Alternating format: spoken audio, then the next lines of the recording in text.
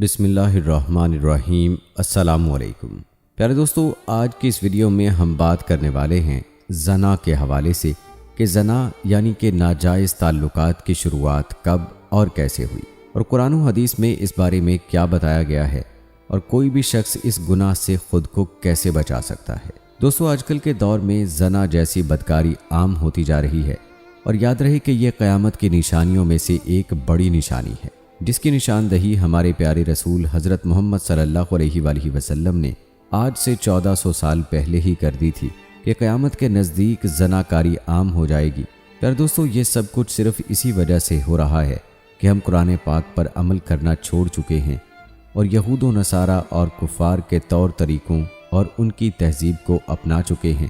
پیارے دوستو، آج کل ہر گھر میں ٹی وی موجود ہے جس میں طرح طرح کے ناچ گانے اور یہود و نصارہ کے غلط طور طریقے دکھائے جاتے ہیں، اور جب ہم لوگ کفار کے غلط طور طریقے دیکھتے ہیں، ناچ گانے دیکھتے ہیں اور بدکاری سے بھرپور ویڈیوز دیکھتے ہیں تو ہمارے اندر بھی وہی جذبات اور وہی عادتیں دیکھنے لگتی ہیں۔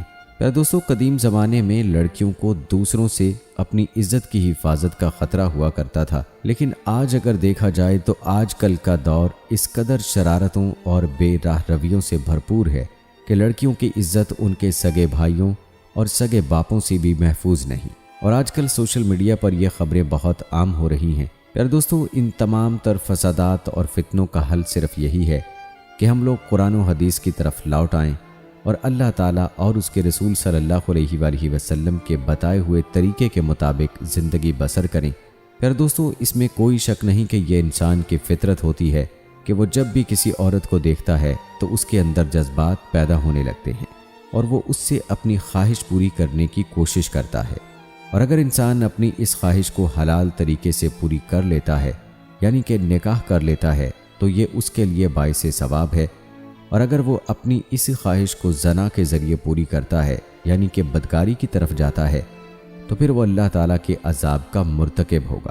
یاد رہے کہ حرام طریقے سے خواہش پوری کرنا یا ناجائز تعلقات قائم کرنا اللہ تعالیٰ کے نزدیک ایک بہت بڑا گناہ ہے۔ قرآن و حدیث میں زنا کے حوالے سے بڑی سخت وعید سنائی گئی ہے اور زنا کرنے والوں کے لیے سخت سزا کا حکم بھی دیا گیا ہے۔ حدیث شریف میں آتا ہے کہ 7 آسمان اور 7 زمینیں شادی شدہ زناکار پر لعنت کرتی ہیں، اور جہنم میں ایسے لوگوں کی شرمگاہوں سے اس قدر گندی بدبو پھیلے گی کہ جس سے جہنم والے بھی پریشان ہو جائیں گے، اور اسی طرح جہنم کی اس تپتی آگ کے ذریعے ان کو عذاب دیا جاتا رہے گا۔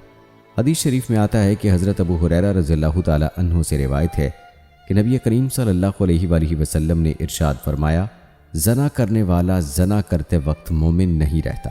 پیارے دوستو، زنا تو بہت دور کی بات ہے، اللہ تعالیٰ نے اس گناہ کے نزدیک جانے سے بھی منع فرما دیا ہے۔ قرآن مجید میں اللہ تعالیٰ ارشاد فرماتا ہے، اور بدکاری کے قریب نہ جاؤ، بے شک وہ بے حیائی اور بہت ہی بری راہ ہے۔ حضرت میمونہ رضی اللہ تعالیٰ عنہا سے روایت ہے کہ نبی کریم صلی اللہ علیہ وآلہ وسلم نے ارشاد فرمایا، میری امت اس وقت تک بھلائی پر رہے گی جب تک ان میں زنا سے پیدا ہونے والے بچے عام نہ ہو جائیں، اور جب ان میں زنا سے پیدا ہونے والے بچے عام ہو جائیں گے تو اللہ تعالیٰ ان پر اپنے عذابات نازل فرمائے گا۔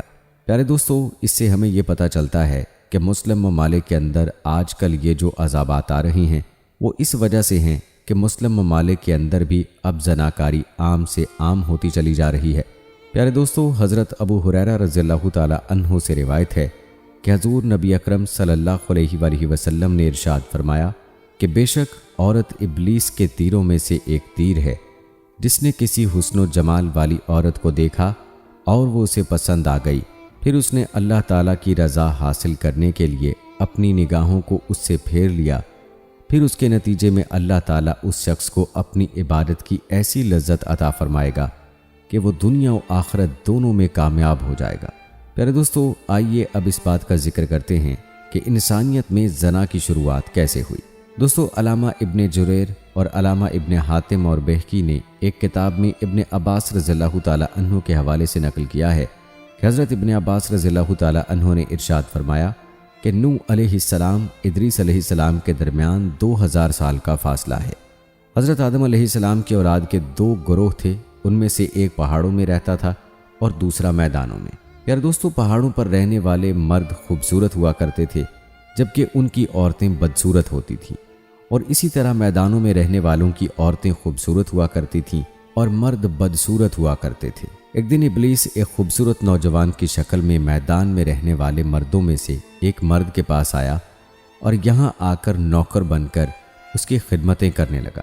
फिर उसने बांसुरी की तरह कोई चीज़ बनाई जो चरवाहे बजाते हैं, और उसने उसमें से एक ऐसी आवाज़ निकाली कि लोगों ने ऐसी आवाज़ पहले कभी नहीं सुनी थी। ये आवाज़ पड़ोस में भी पहुंची और सब लोग इस आवाज़ को सुनने के लिए इकट्ठे हो गए और उसे त्यौहार बना लिया। इस आवाज़ को सुनने के लिए लोग साल में एक मरतबा जमा हो जाया करते, औरतें मर्दों के लिए और मर्द औरतों के लिए संवरने लगे। पहाड़ों पर रहने वालों का एक मर्द मैदान वालों के पास आया। वो उस वक्त अपने त्यौहार में मसरूफ़ थे, और जब उसने औरतों को और उनकी खूबसूरती को देखा तो वो लोगों के पास आया और उन्हें ये सब कुछ बताया। चुनाचे वो भी पहाड़ों से उतरकर उनकी तरफ आ गए। फिर पहल उनमें बदनज़री शुरू हुई और फिर देखते ही देखते वो बदकारी यानी कि ज़नाकारी के मुजरिम हो गए और इससे ज़ना शुरू हुआ। प्यारे दोस्तों, बदकारी से बचने और उससे नफ़रत पैदा करने का एक तरीका हदीस शरीफ में यूँ मौजूद है। अगर इस हदीस पर और अपनी ज़ात पर गौर किया जाए तो दिल में इस गुनाह से ज़रूर नफ़रत पैदा होगी। हज़रत अबू उमामा रज़ियल्लाहु ताला अन्हु से मरवी है कि एक नौजवान हजूर नबी करीम सल्लल्लाहु अलैहि वसल्लम की खिदमत में हाजिर हुआ और अर्ज़ करने लगा, या रसूल अल्लाह सल्लल्लाहु अलैहि वसल्लम, मुझे ज़ना करने की इजाज़त दे दीजिए। जिस पर लोग उसकी तरफ ध्यान देकर उस पर गुस्सा करने लगे और उसको पीछे हटाने लगे, लेकिन हजूर नबी करीम सल्लल्लाहु अलैहि वसल्लम ने फरमाया, मेरे करीब आ जाओ। चुनाचे वो शख्स हजूर नबी करीम सल्लल्लाहु अलैहि वसल्लम के करीब जाकर बैठ गया। नबी करीम सल्लल्लाहु अलैहि वसल्लम ने उससे फरमाया, ऐ शख्स, क्या तुम अपनी वालिदा यानी अपनी माँ के हक़ में बदकारी को पसंद करोगे? उसने फरमाया, कभी नहीं। इस पर नबी करीम सल्लल्लाहु अलैहि वसल्लम ने फरमाया कि लोग भी उसे अपनी माँ के लिए पसंद नहीं करते। आप सल्लल्लाहु अलैहि वसल्लम ने फिर फरमाया, ऐ शख्स, क्या तुम उसे अपनी बेटी के हक़ में पसंद करोगे? उसने कहा कि अल्लाह के रसूल, कभी नहीं।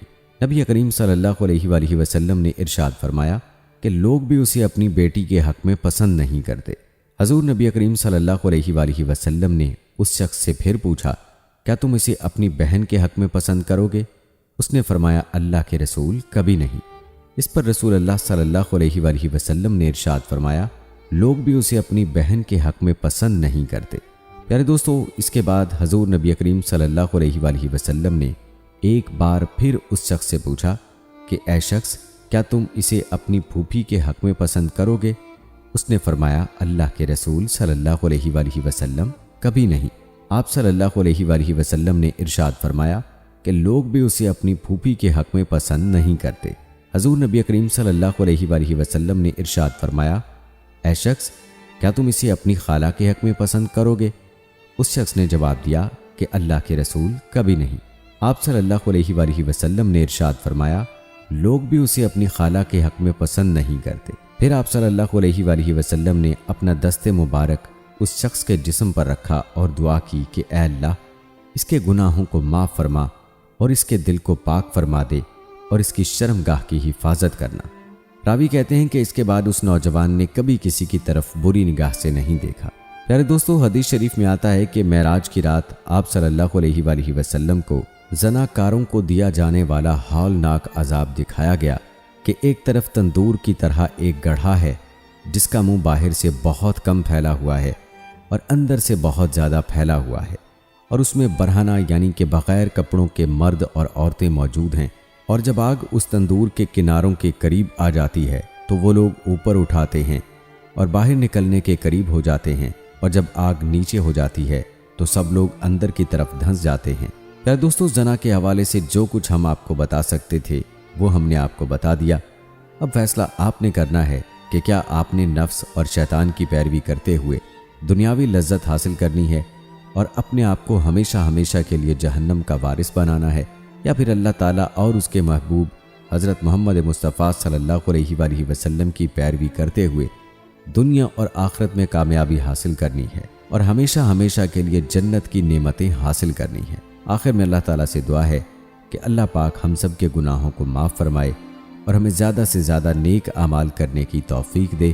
آمین یا رب العالمین۔